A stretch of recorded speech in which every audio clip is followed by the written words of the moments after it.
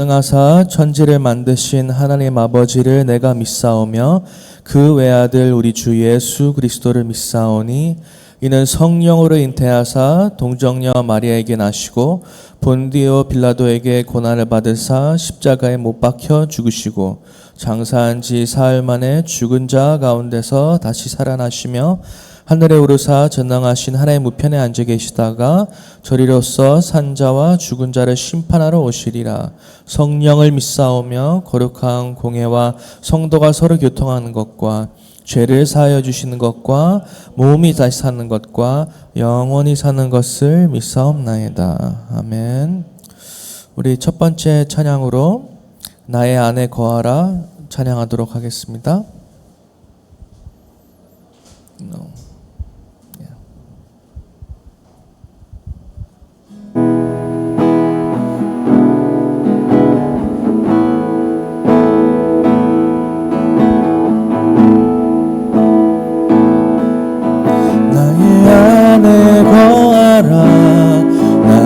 내 하나님이니 모든 환난 가운데 너를 지키는 자라. 두려워하지 말라 내가 널 도와주리니 놀라지 말라 내 손 잡아주리라. 나의 안에 거하라 나의 안에 거하라. 나는 내 하나님이니 모든 환난 가운데 너를 지키는 자라.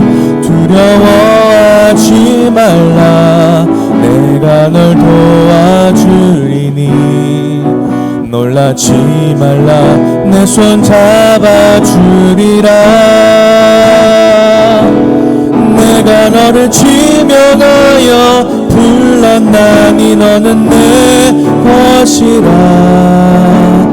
내 것이라 너의 하나님이라. 내가 너를 복을 얻고 존귀하게 여기노라. 너를 사랑하는 내 여호와라. 나의 안에 거하라 나의 안에 거하라. 나는 내 하나님이니 모든 환난 가운데 너를 지키는 자라. 두려워하지 말라 내가 널 도와주리니 놀라지 말라 내 손 잡아주리라. 내가 너를 지명하여 불렀나니 너는 내 것이라. 내 것이라 너의 하나님이라. 내가 너를 복을 얻고 존귀하게 여기노라. 너를 사랑하는 내가 너를 지명하여 불렀나니 너는 내 것이라. 내 것이라 너의 하나님이라. 내가 너를 복을 얻고 존귀하게 여기노라. 너를 사랑하는 내 여호와라. 아멘. 우리 마지막으로 말씀 듣기 전에 주님과 같이 다 같이 찬양하도록 하겠습니다.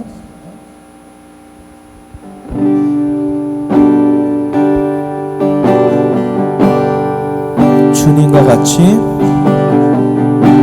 주님과 같이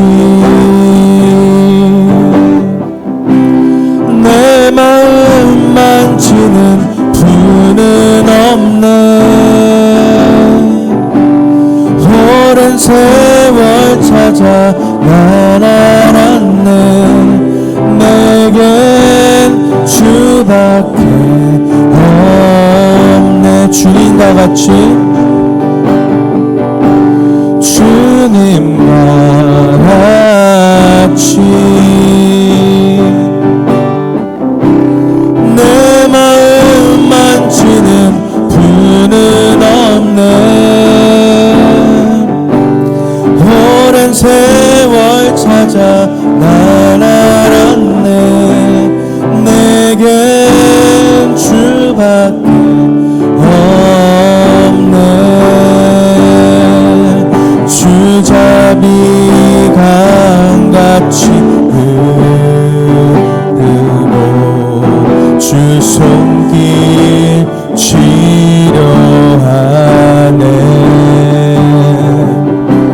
고통받는 자녀 부르심이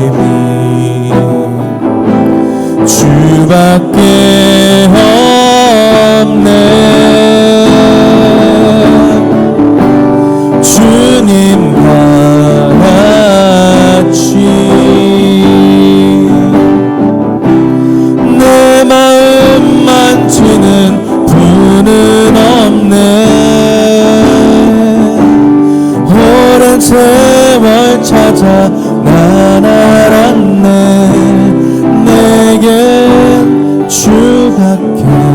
다시 처음부터 찬양하도록 하겠습니다. 주님과 같이,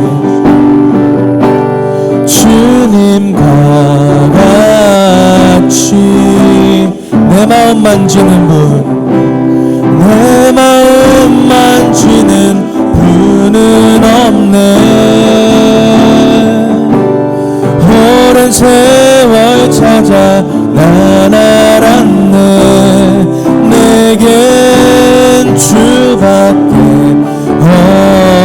없네. 주잡이 강같이 흐르고 주 손길 치료하네. 고통받는 자들 부르시니 주밖에 없네. 주님과 같이 내 마음 만지는 분은 없네. 오랜 세월 찾아 난 알았네. 내겐 주밖에 없네. 다 같이 말씀을 놓고 기도드리는 시간 갖도록 하겠습니다.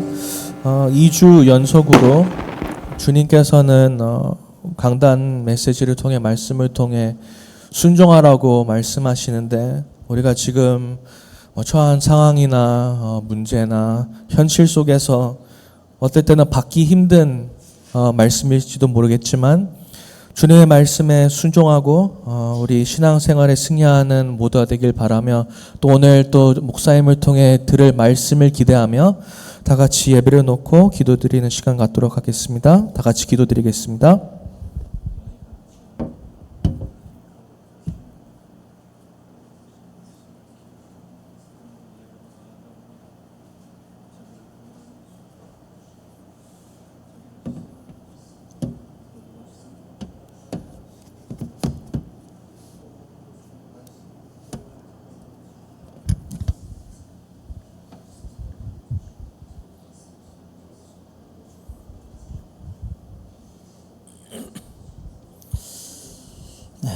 감사드리며 예수님 이름으로 기도합니다. 아멘. 하나님 말씀 함께 보도록 하겠습니다. 레위기서 15장 31절 말씀 하나만 보겠습니다. 레위기서 15장 31절 말씀입니다. 너희는 이와 같이 이스라엘 자손이 그들의 부정에서 떠나게 하며 그들 가운데 있는 내 성막을 그들이 더럽히고 그들이 부정한 중에서 죽지 않도록 할지니라. 아멘.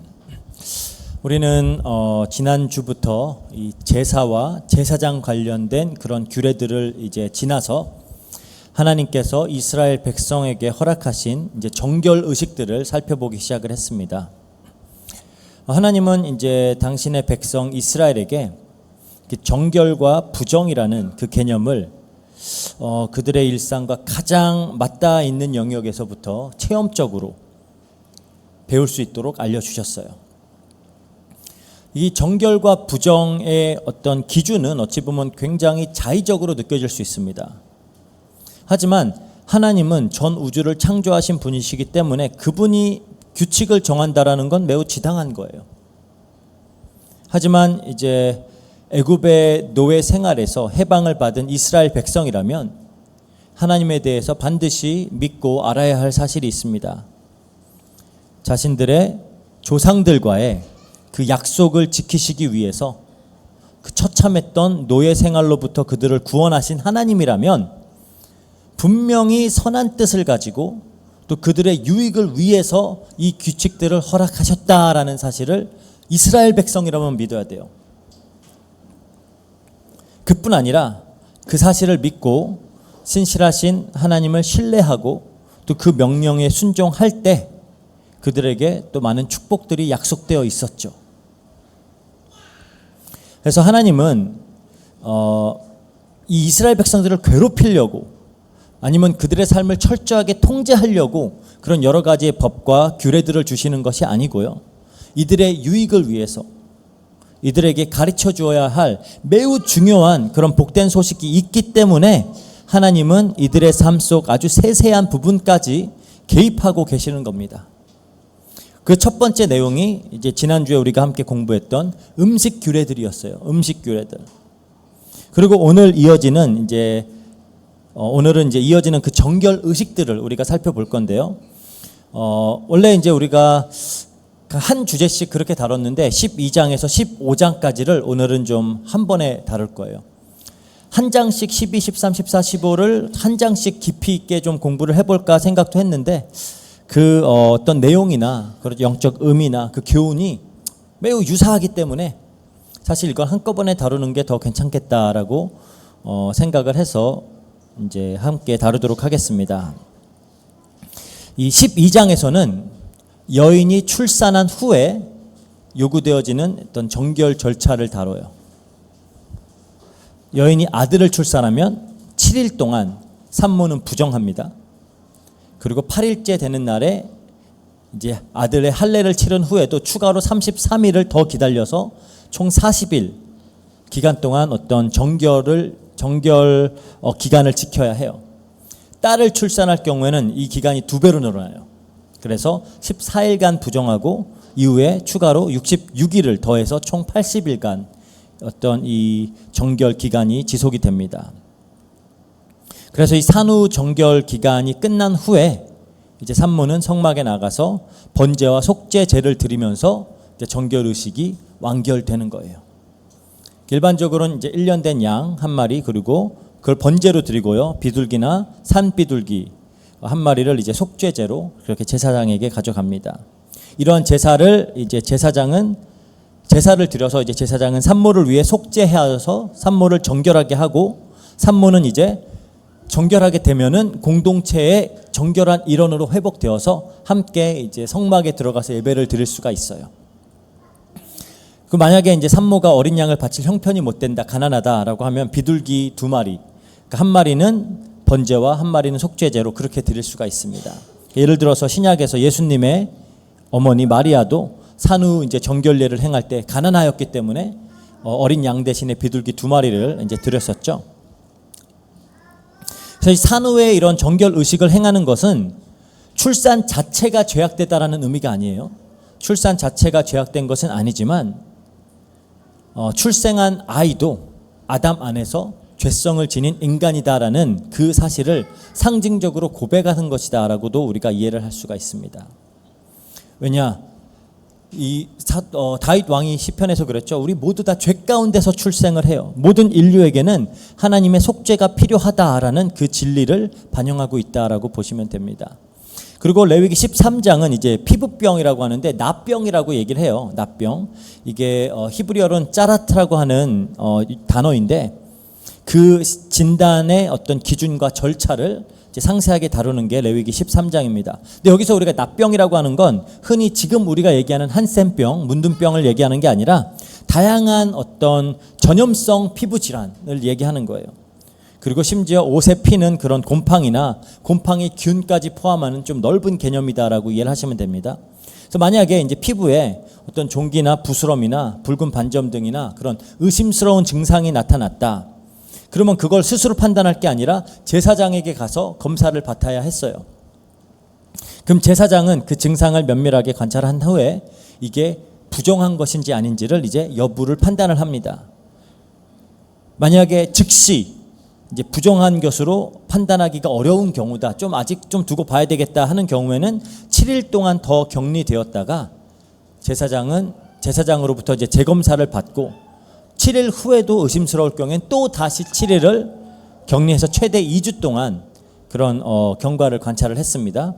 그리고 이 기간 중에 이제 증상이 더 번지지 않고 이게 열 퍼지고 단순한 피부병으로 이제 간주가 되어지면은 그냥 깨끗한 것으로 선포를 해요. 정결하다라고 선포하고 옷을 빨고 그냥 정결을 회복하는 겁니다. 하지만 격리 중에 상처가 커지거나 더 번지거나 하면은 이건 이제 납병이다라고 확진이 돼요. 그러면 제사장은 이제 부정하다라고 합니다. 그래서 납병 환자로 이제 판정이 되면 그 사람은 옷을 찢고 머리를 풀어서 헝끗거리고 윗입술을 이렇게 가리고 부정하다라고 큰 소리로 외치면서 다녀야 돼요. 이게 이제 주변에 자신의 상태를 알리는 겁니다. 그래서 타인이 가까이 오지 않도록 경고하는 그런 행위였어요. 그리고 나서 이제 그는 공동체 진영 바깥에서 격리되어서 이제 살아야 됐습니다. 그래서 납병은 그냥 단순 질병 이상의 그런 어떤 이거는 의례적으로 부정한 것이다라고 여겨졌기 때문에 완치되기 전까지는 절대로 성막의 예배에 참여를 할 수가 없어요. 그리고 이제 13장 후반부에 가서는 그 납병이, 그러니까 여기서 이제 곰팡이균을 얘기하는 건데 그 옷이나 막 가죽 등에 발생할 경우에는 어떻게 해야 되는지 그런 이야기도 이제 담고 있습니다. 제사장이 또 검사를 해야 되고요. 그게 계속 옷감에 퍼지면은 그 옷감은 부정한 것이기 때문에 태워서 없애버리고 퍼지지 않으면 씻어서 그냥 이렇게 다시 조치를 취하고 그래도 이것이 계속 남아 있으면은 그때는 이제 버려야 했습니다. 14장은 이제 납병 환자가 치유되었을 경우, 사실 이제 성경에 보면은 그 정말로 문둥병, 그러니까 한센병은 치유된 경우가 딱 한 번 있어요. 예수님 오기 전까지는 나만 장군. 그 외에는 치유된 적이 없었다라고 성경에 기록되어 있고요. 하지만 여기서 이제 피부 질환들이기 때문에 전염성이 있는 피부 질환이 치유가 되었을 때는 어떤 정결 의식을 이제 해야 되는지 다루고 있고요. 그래서 한 시점에 이제 환자가 병이 낫다라고 여겨지면 진영 밖으로 돌아오는 게 아니에요. 진영 안으로 다시 돌아오는 게 아니라 우선 제사장이 진영 밖으로 나아가서 검사를 해야 됩니다. 그래서 환자가 격리되어서 지내던 그 집 밖으로 제사장이 직접 나가서 상처가 나았는지 확인을 하고 완치되었을 경우에는 이제 정결 예식을 진행을 하는 거예요. 그래서 먼저 새 2마리, 그리고 백향목, 붉은 실, 우슬초를 가지고 의식을 행합니다.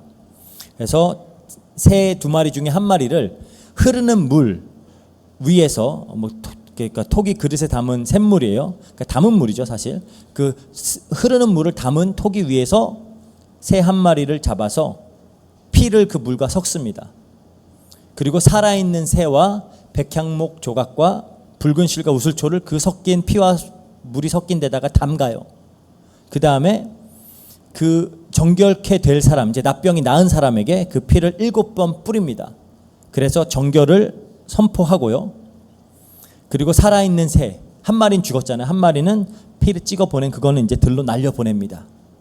이 의식은 이제 죽음에서 삶으로의 전환을 상징을 하는 거죠. 한 새가 죽임을 당함으로 다른 새는 자유를 얻게 된다라는 그 어떤 정결과 그런 해방을 상징하는 행위다라고 보시면 되고요. 또 우술초와 백향목, 이거는 이제 피를 뿌리는 도구로 사용이 되었어요. 그래서 그 다윗 왕이 시편에 51편 7편에 우술초로 나를 정결케 하옵소서라고 했던 그 배경을 살펴보면 이거 납병 정결 예식이거든요. 그래서 아마 다윗은 자신의 죄를 납병에다가 그렇게 비유하면서 나를 깨끗하게 해달라고 간구한 것이다 라고 우리가 볼 수가 있습니다.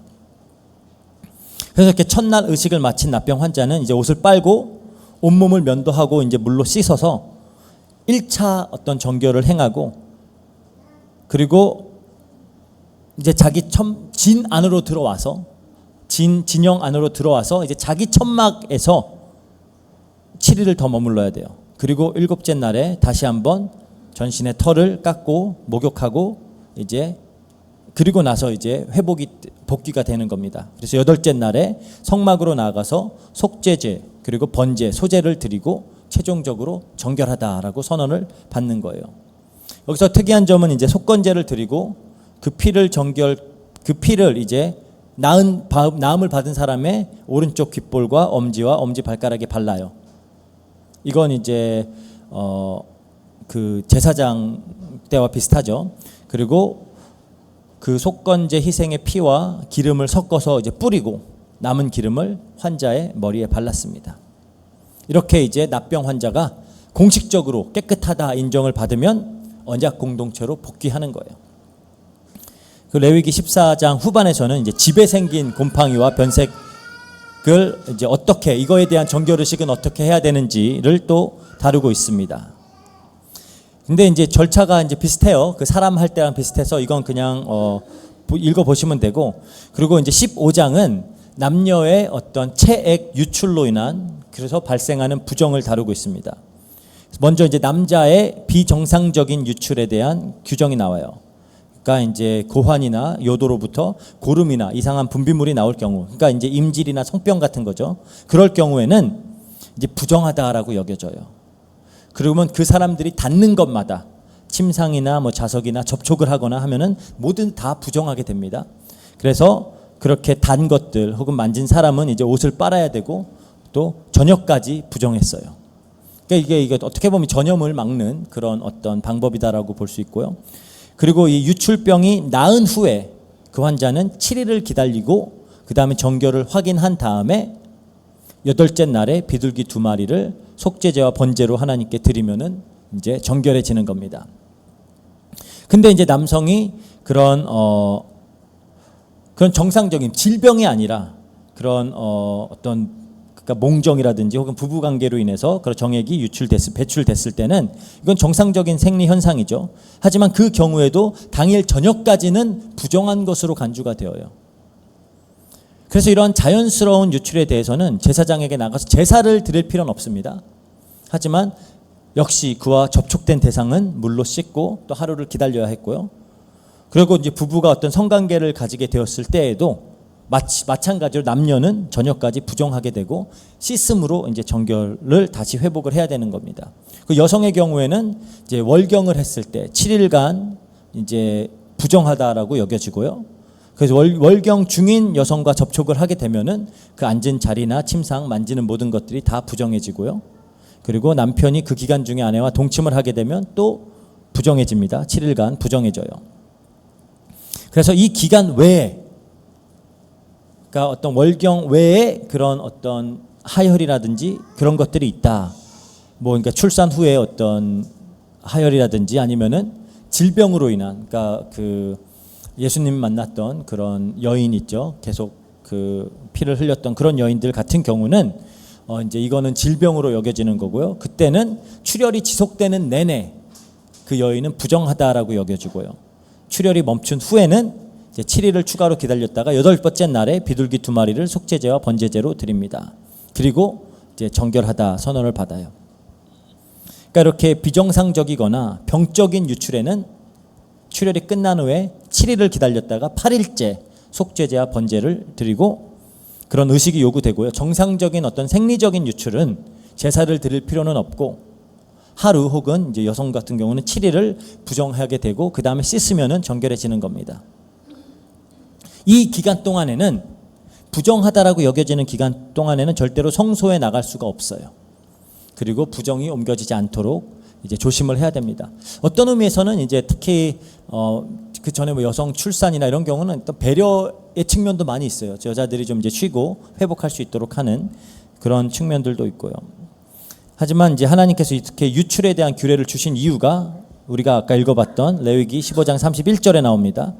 너희는 이와 같이 이스라엘 자손이 그들의 부정에서 떠나게 하여 그들 가운데 있는 내 성막을 그들이 더럽히고 그들이 부정한 중에서 죽지 않도록 할지니라. 하나님은 거룩하신 분이기 때문에 이스라엘의 일상생활 속 모든 영역의 부정까지도 이제 관여를 하시면서 이걸 정결하게 해야 하나님께 나올 수 있게 했던 겁니다. 그러니까 이런 모든 정결 규례들은 분명히 그 고대의 그 시대를 생각을 했을 때 어떤 위생적이나 어떤 복원적인 차원의 그런 의미도 분명히 있어요. 하지만 무엇보다 교훈적인 역할을 담당했다라고 우리가 볼 수 있습니다. 이걸 통해서 뭔가 가르치시겠다라는 거예요. 하나님이 이스라엘 백성에게는. 그럼 뭘 가르치시는 것이냐? 먼저 이 모든 규례들은 가장 어떻게 보면 일상적이고 우리 어떤 육체와 맞닿아 있는 그런 부분까지를 다 하나님의 명령 아래 둬서 하나님이 삶 전체의 주권자시다라는 것을 지금 가르치고 있는 거예요. 그래서 주권자 대신 하나님의 명령을 지키면서 사는 그 생활, 그 삶을 그러니까 매일매일의 생활 속에서 체득하도록 하는 겁니다.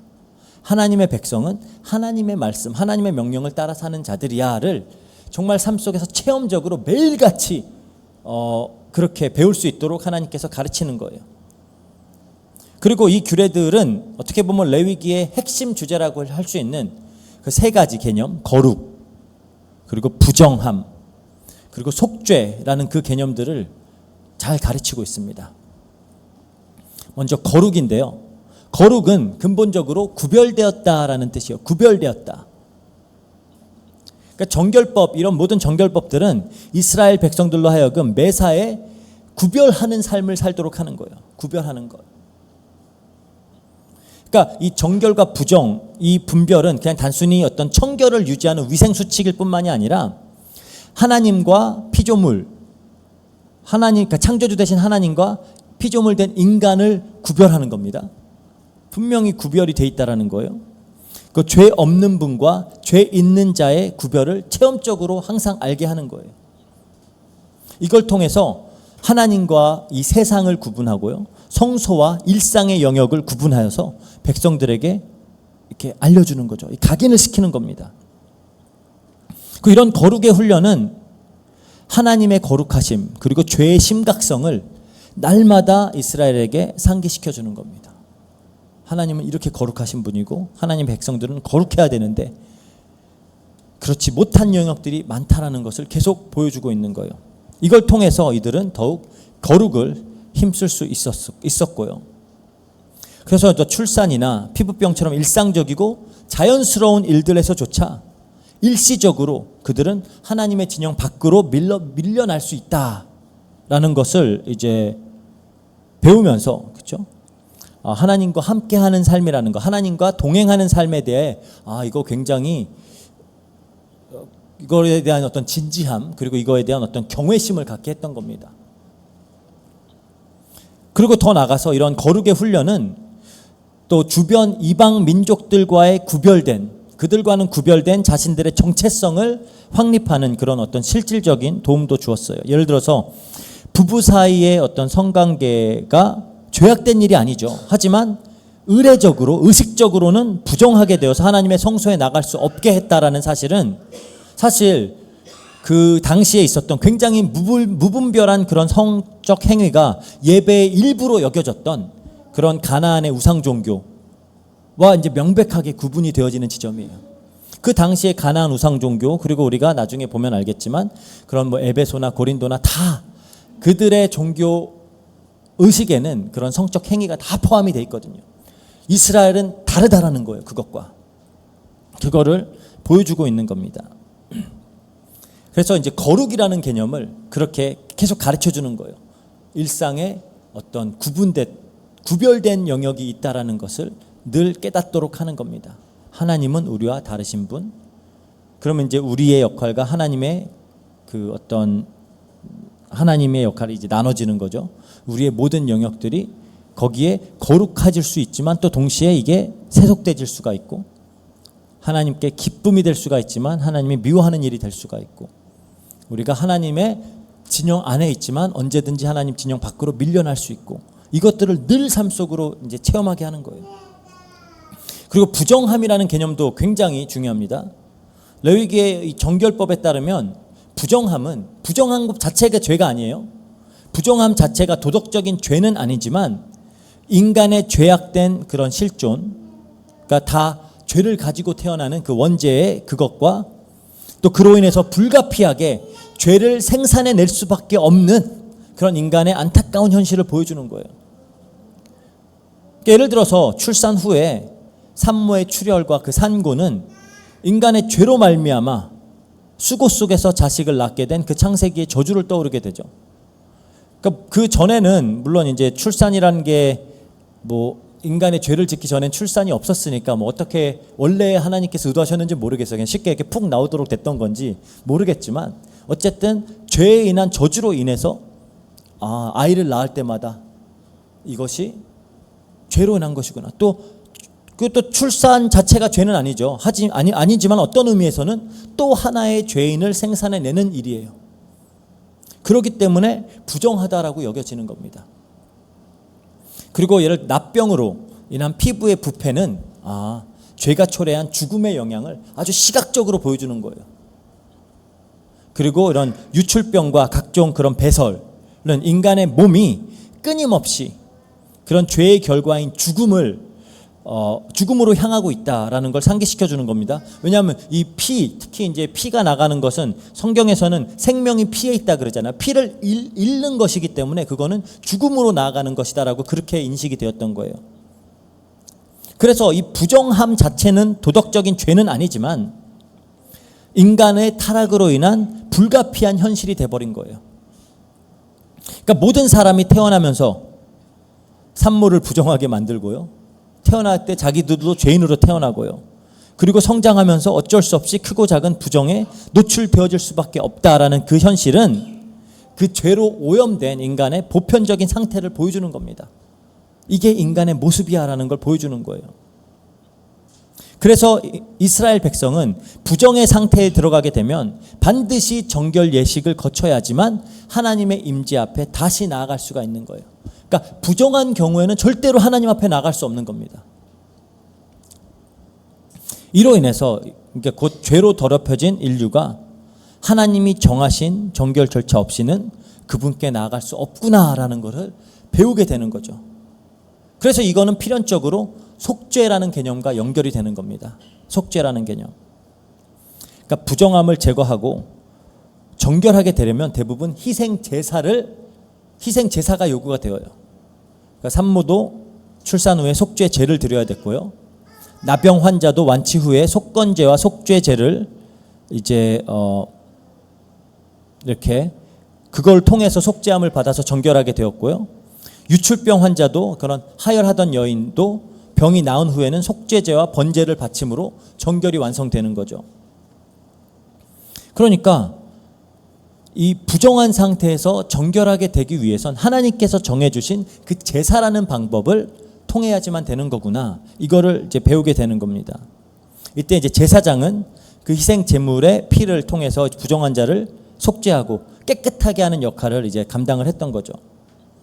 이게 속죄라는 단어가 이제 시사하듯이 궁극적으로 이 죄로 인해 하나님과의 관계가 하나님과의 깨어진 관계를 회복하는 것이 이 정결의 목적이에요. 속죄를 통해서 죄를 속함으로 인해서 하나님과의 깨어진 관계를 회복하는 것, 그게 이제 정결의식의 모든 목표다라고 볼 수 있고요. 근데 여기서 우리가 좀 주의 깊게 살펴봐야 될 내용이 있습니다. 정결의식에서 반복적으로 등장하는 그런 표현이 있는데요. 하나만 예를 들어보면은 레위기서 14장 20절이에요. 제사장이 그 번제와 소제를 제단에 드려 그를 위하여 속죄할 것이라 그리하면 그가 정결하리라 그래요. 그 전에 각종 제사들에서는 제사장이 그를 위해 속죄한즉 그가 사함을 받으리라 그랬거든요. 사함을 받으리라 그랬는데 이제 정결의식에서는 속죄하면은 정결하게 된다라는 거예요.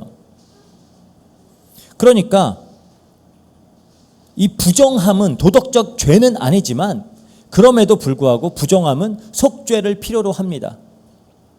즉 모든 부정함의 뿌리가 죄에 있다는 거예요. 인간의 죄에 있고 부정함은 죄에 불가피한 열매다라는 겁니다. 그렇기 때문에 죄사함 없이는 참된 정결함이 있을 수가 없어요. 그래서 정결하게 돼야지만 인간은 하나님과의 교제가 가능해지는 겁니다. 그리고 이제 이 부정함과 이 속죄의 이런 연관성은 이제 16장으로 가면은 이제 더 명확해지는 거죠. 레위기 16장이 이 대속죄일의 규례를 다루는 장인데 레위기 전체의 절정이라고 볼 수 있어요. 그러니까 이제 12장에서 15장까지의 그런 개별 작은 정결법들을 하나하나 다루면서 일상 속에서의 속죄와 속죄를 그렇게 반복적으로 행하다가 대속죄일에 가서 이제 빵 터지는 거예요. 그걸 글로 이제 이렇게 이끌고 있다라고 우리가 볼 수 있습니다. 그러니까 결국 모든 정결 예식은 피 흘림 없은즉 사함이 없다라고 하는 히브리서 9장 22절에 그 진리를 계속 각인시키는 거예요. 이 속죄의 피만이 인간의 부정과 죄를 씻어낼 수 있다. 그래서 이런 구조는 장차 오실 그 예수 그리스도 메시아 그분의 완전한 속죄 사역, 속죄 제사로 말미암아 온전한 정결이라는 것은 일어난다라는 거기로 우리를 계속 이끌고 있는 겁니다. 그 구원의 원리를 가시적으로 계속 의식으로 보여주는 것이 구약의 정결 제사다라고 정결 의식이다라고 보시면 돼요. 그래서 이스라엘 백성들은 그 부정함에 대해서 부정함을 혐오하고 두려워하고요. 또 정결에 대한 사모함을 반복적으로 일상에서 체험하게 하면서 메시아를 통해서 앞으로 오실 메시아를 기대하게 하는 거예요. 계속 기다리게 하는 것이고 그 메시아를 통해서 이루어질 완벽하고도 영원한 그 정결함을 소망하도록 하는 것이 하나님께서 정결법을 통해서 백성들에게 가르치고자 하는 바였다라는 겁니다. 이해가 되시죠? 그냥 보면은 그냥 이게 뭔 소리야 계속 싶어요. 그래서 우리가 좀 자세히 그런 전체적인 구속사적인 맥락 안에서 이해를 해야 이 의도를 우리가 알 수가 있습니다. 그래서 성경은 분명히 구약의 음식 규례나 그런 정결 규정들을 장래일의 그림자다라 그랬어요. 그리고 그 실체는 그리스도다라고 계속 가르치고 있습니다.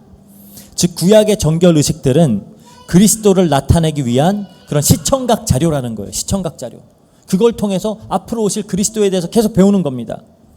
그리고 예수 그리스도는 진짜로 이제 이 땅에 오셔서 그 모든 정결법들이 예표하고 있었던 그것을 완벽하게 성취하셨어요. 그래서 우리가 복음서에 보면은 예수님이 실제로 부정한 자들을 정결하게 했던 그 여러 가지 사례들을 우리는 보게 됩니다. 납병 환자, 혈루증에 걸린 여인, 심지어 죽은 사람들까지도 예수님을 통해 정결하게 되었고요. 그들의 부정함은 소멸되었죠. 이게 되게 흥미로운 사실인데 이게 예수님이 납병 환자를 고치신 후에 이렇게 말씀하세요. 마가복음 1장 44절에 이르시되 삼가 아무에게도 아무 말도 하지 말고 가서 내 몸을 제사장에게 보이고 내가 깨끗하게 되었으니 모세가 명한 것을 드려 그들에게 입증하라 하셨더라 그래요. 뭘 입증하라는 거예요? 뭘 입증하는 겁니까? 드디어 모세보다 더 큰 이가 그들 가운데 임했다라는 거예요. 실제로 누가복음을 보면은 나만 장군 외에 이스라엘에서 납병 환자, 문둥병, 진짜 문둥병은 깨끗해진 사례가 단 한 번도 없었다라고 누가복음에 기록이 돼 있어요.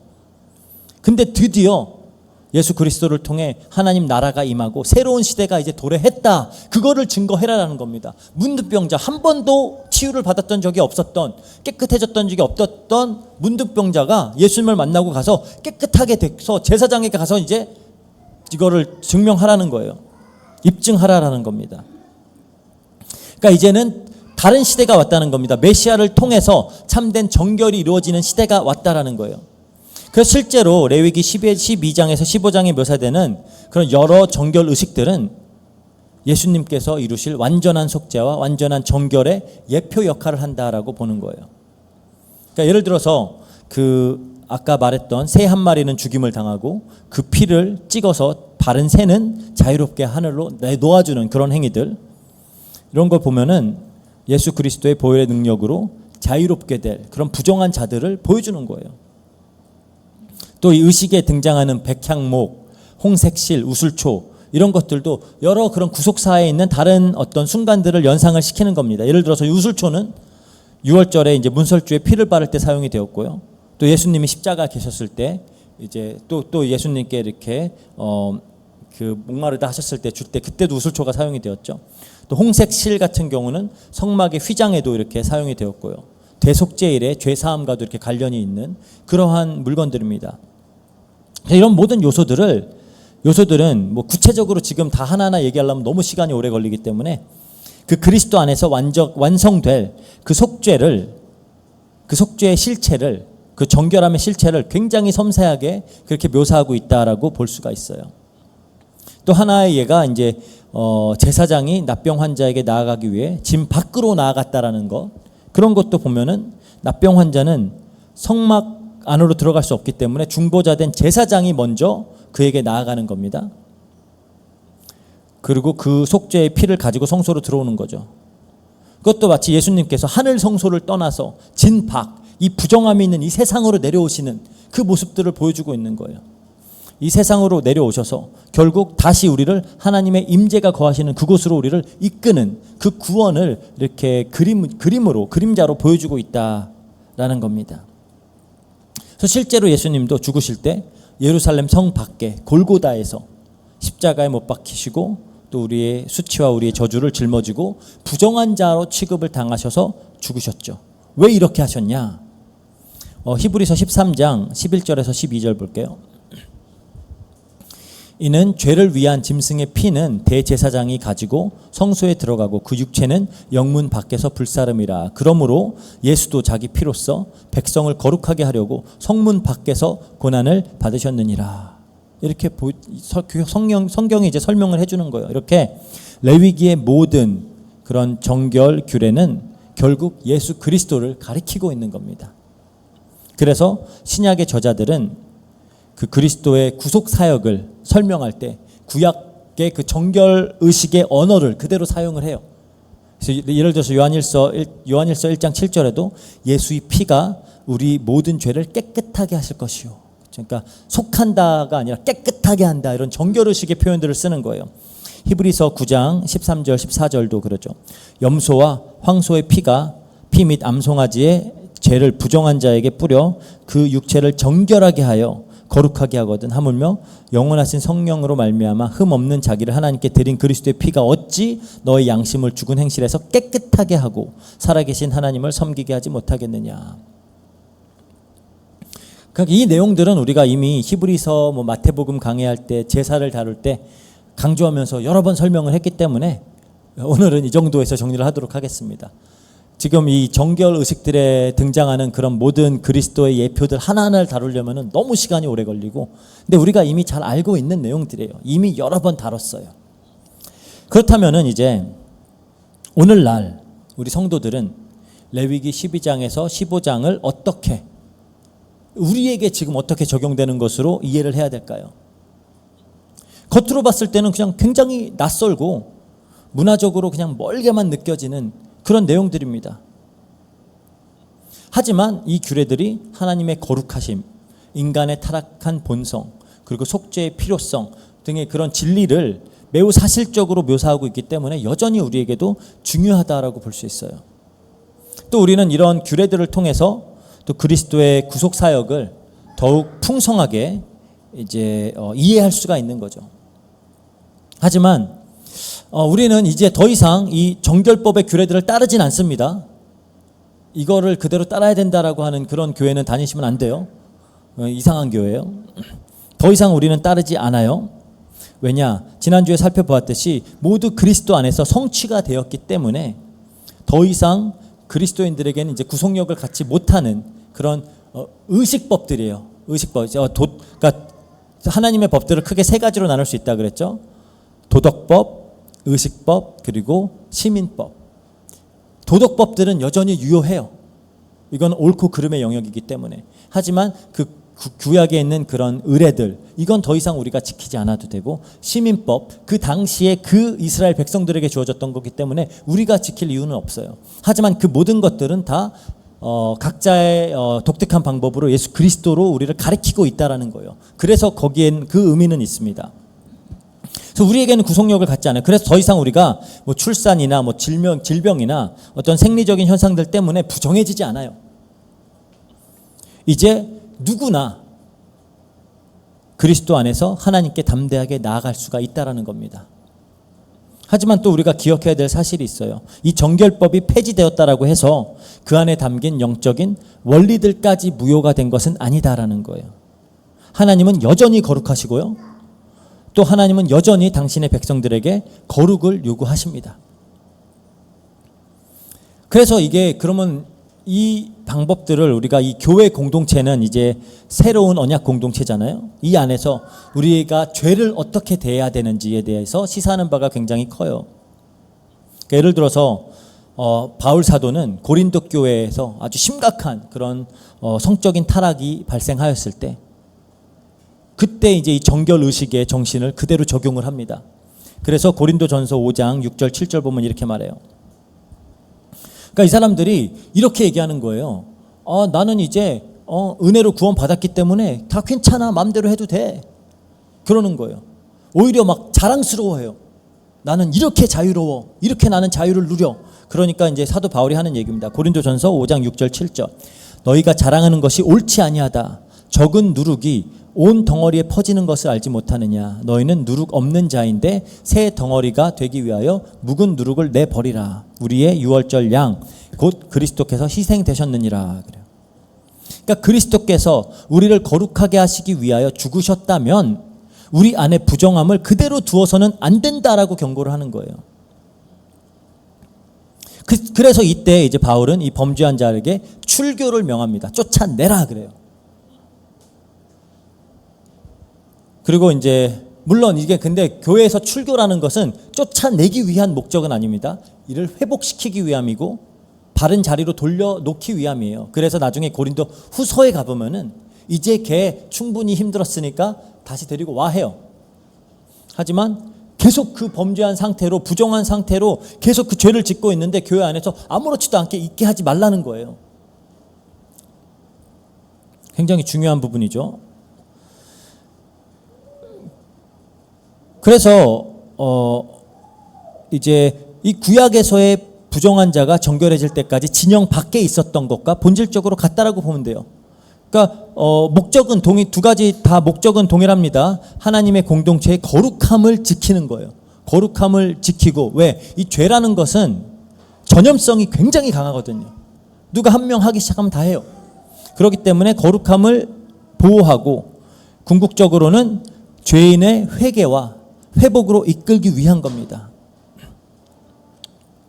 물론 그래서 오늘날 우리가 아까 그 레위기 13장 45절처럼 막 이러고 부정하다 뭐 이렇게 다닐 필요는 없어요.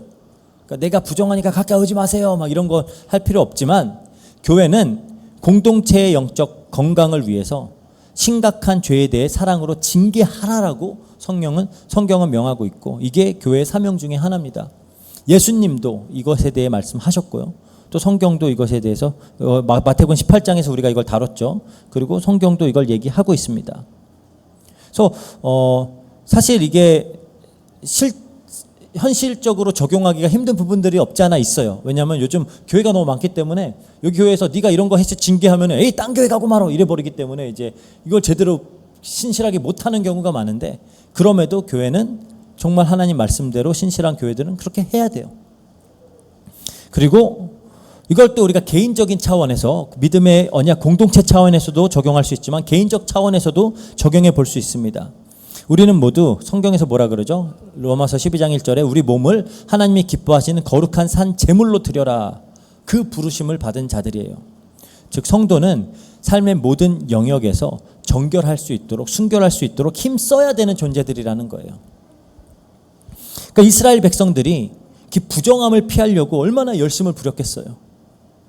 마찬가지로 우리 역시 열심으로 부정을 피하고자 힘쓰는지 우리가 스스로 좀 질문을 해봐야 돼요.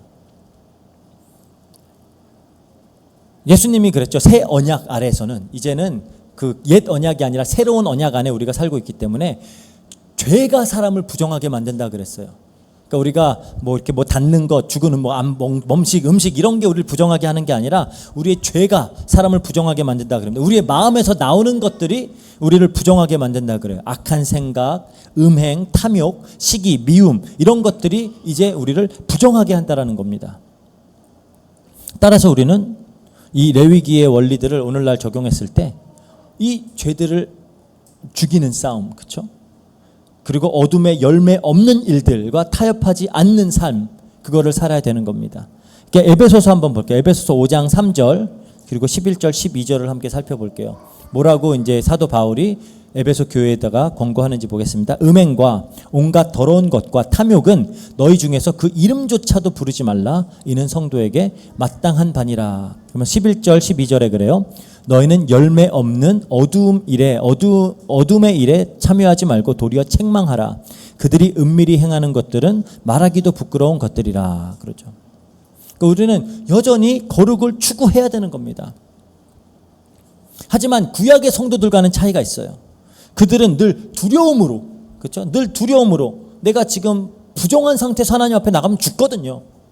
그렇기 때문에 두려움으로 하나님께 조심스럽게 나갔다면 우리는 죄에 넘어졌을 때에도 담대함으로 자비로우신 대제사장 되신 예수님께 나아갈 수 있어요. 이게 달라진 거예요. 이게 복음이라는 거예요. 구약에서는 내가 부정하면은 절대로 하나님 앞에 못 나가요. 바로 죽어요. 하지만 이제는 우리가 넘어지고 실수해도 그래도 예수 그리스도께서 이루신 그 일을 믿기 때문에 담대함으로 하나님께 나아갈 수 있다라는 겁니다. 더 이상 짐승을 잡아서 제사를 드리지 않아도, 제사장으로부터 진단을 받지 않아도, 막 7일 40일을 기다리지 않아도 우리는 믿음으로 이제 주 예수께 나아갈 수 있는 거예요. 우리는 이제 더 이상 정결해지려고 나아가는 것이 아니라 이미 정결해졌기 때문에 감사함으로 담대함으로 나아가는 겁니다. 그래서 우리가 이 받은 정결은 값없이 받았어요. 하지만 값없이 받았다라고 해서 결코 값싼 은혜는 아닙니다. 그래서 우리는 더욱 그 예수님의 피로 씻긴 우리는 이제 세상 속에서 더욱 더 거룩하게, 더욱 더 하나님의 거룩함을 나타내는 삶을 이제 살아야 되는 거고요. 그래서 우리의 몸과 우리의 말과 우리의 일상과 우리의 인간관계 그 모든 것도 주님 앞에 예외가 아니에요. 다 우리는 이제 하나님 안에서 그 모든 영역에서 하나님의 주권을 인정하면서 우리는 나아가는 겁니다. 하나님은 여전히 뭐라고 말씀하시냐? 내가 거룩하니 너희도 거룩해라 그래요. 구약에서 이 얘기가 끝난 게 아니에요. 베드로전서에 또 나오잖아요. 하나님이 거룩하니 너희도 거룩해라 그래요. 그러므로 이제 우리는 그리스도 안에서 이제 살아있는 산 제사로 날마다 우리 자신을 드리면서 거룩을 추구하는 삶으로 부름을 받았다라는 겁니다. 그래서 우리는 이 부르심에 이제 응해야 되겠죠. 담대함으로, 하지만 정결하고 거룩하게 우리가 살아가면서 하나님 나라를 증거하고 또 하나님께 영광 돌리는 우리 로고스 교회 모든 성도님들 되시기를 주의 이름으로 축복합니다. 기도하고 마치겠습니다. 사랑과 은혜가 풍성하신 하나님 감사합니다. 하나님 말씀을 통하여 하나님은 거룩하신 분이며 또 우리가 우리의 죄악됨을 알게 하시고 또 우리가 어떻게 속죄함을 받아 하나님 앞에 다시 정결한 자들로 나아갈 수 있게 되었는지를 깨닫게 하시니 너무나 감사합니다. 그 은혜를 우리가 깊이 묵상하며 하나님 정말 하나님께 영광 돌리시고 하나님께 찬양할 수 있도록 하시고 우리가 이 큰 은혜를 또 선포하며 하나님 나라를 확장해 나가는 삶을 살 수 있도록 주님께서 역사해 주세요. 감사드리며 모든 것 우리 주 예수 그리스도 이름으로 기도합니다. 아멘. 간단하게 광고하겠습니다. 우리 지난주까지 그러니까 금요일 지난주 주일날 밤에 도착을 해서 이제 영은교회 선교팀이 금요일 밤까지 그래서 거의 일주일 내내 함께 이제 현장 사역을 했고요. 우리 뭐 그 여기 해란자매 영란자매 더 그렇게 중간중간 같이 했었는데 그래서 계속해서 기도해 주셔서 또 우리 그렇게 또 열린 좋은 관계들과 문들을 통해 더 우리의 사역들이 확장되어 나갈 수 있도록 그렇게 기도해 주시기를 바라고요. 네. 그리고 우리 뭐 특별히 이제 다른 뭐 광고는 없고 나중에 또 대예배 때 필요한 부분들 광고하도록 하겠습니다. 우리 주기도문으로 예배 마치도록 하겠습니다. 하늘에 계신 우리 아버지여, 이름이 거룩히 여김을 받으시오며 나라에 임하옵시며 뜻이 하늘에서 이룬 것 같이 땅에서도 이루어지이다. 오늘날 우리에게 일용할 양식을 주옵시고 우리가 우리에게 죄진 자를 사하여 준 것 같이 우리 죄를 사하여 주옵시고 우리를 시험에 들게 하지 마옵시고 다만 악에서 구하옵소서. 대개 나라와 권세와 영광이 아버지께 영원히 있사옵나이다. 아멘.